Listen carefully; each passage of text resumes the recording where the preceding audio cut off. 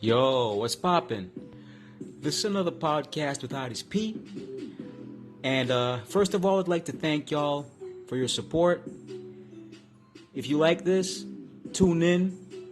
Of course, click on like, subscribe, hit the notification bell to get notified whenever I put out new videos.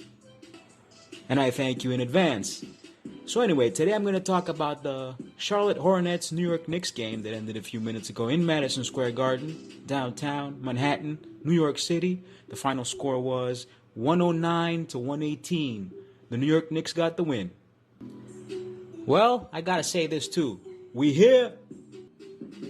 In my opinion, the NBA is much poorer without the New York Knicks being strong. We got to be a powerhouse. We should never allow this team to fall off again. The greatest city in the world, the greatest arena, and the greatest fans. What more can you ask for?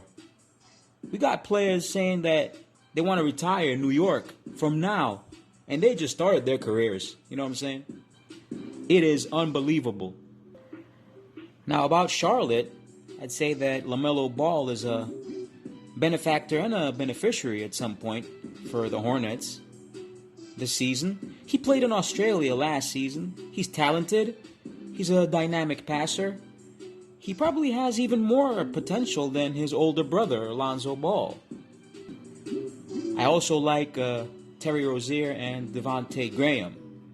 Reggie Bullock started the game with 3 for 3 from beyond the arc. Randall was dishing and swishing. You feel me? I mean, he merely showed us what a point forward is all about in modern day basketball. From what I can recall, the first quarter ended with the score at 27 to 36 for the Knicks. Derrick Rose was MVP at the age of 22. He was the MVP of the league.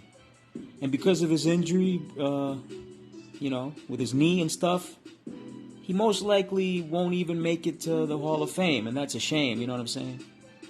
Yeah, how unfortunate. So let's hope he gets a ring here in New York. But it's difficult when you're injury prone, especially with a knee problem. In the second quarter, I noticed that once Tibbs decided to rest Julius Randle, Charlotte started to bounce back. They knocked down a couple threes, and we started to miss easy shots. The Hornets were actually trailing with 18. Miles Bridges was doing great. He was doing his thing. And a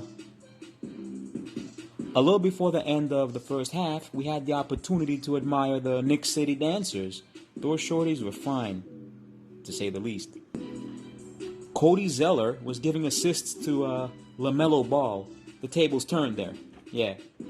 The Hornets caught up, like I said, with Devontae Graham being in the zone, but Julius Randle had an answer for that. So at halftime, the score was 54 to 63 in favor of the Knicks. The Knicks started the third quarter ideally, but then things started to change a little bit. The Hornets aren't such a bad team at all, I'd say. Devontae Graham, with his athleticism, and I think he's quite crafty. Value for money. His salary is extremely low for what he can offer, in comparison to what he can offer to a team. The Knicks were awful in the third quarter. They were totally discombobulated. So it ended 86 to 89. The Knicks were barely ahead. Then the fourth quarter started off with Charlotte having another run. I think it was a 7-0 run. Yeah, something like that. The Knicks couldn't even buy a bucket at some point. It's as if they ran out of gas or something. Devontae Graham usually plays good in Madison Square Garden against the Knicks. Well, he was great once again. So the game was full of drama in the fourth quarter. They were like toe-to-toe. And it actually ended 104 to 104. So that's why we went to overtime. Because the Knicks played bad D on Graham in the end. The Knicks are usually good in overtime, especially in Madison Square Garden. Burks was red hot, so the Knicks got the job done.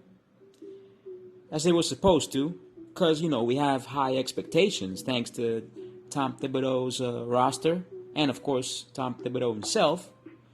He's amazing. He's the best coach we've ever had for all these years. Hard work and dedication. Well, it's a wrap. I'm out. Peace.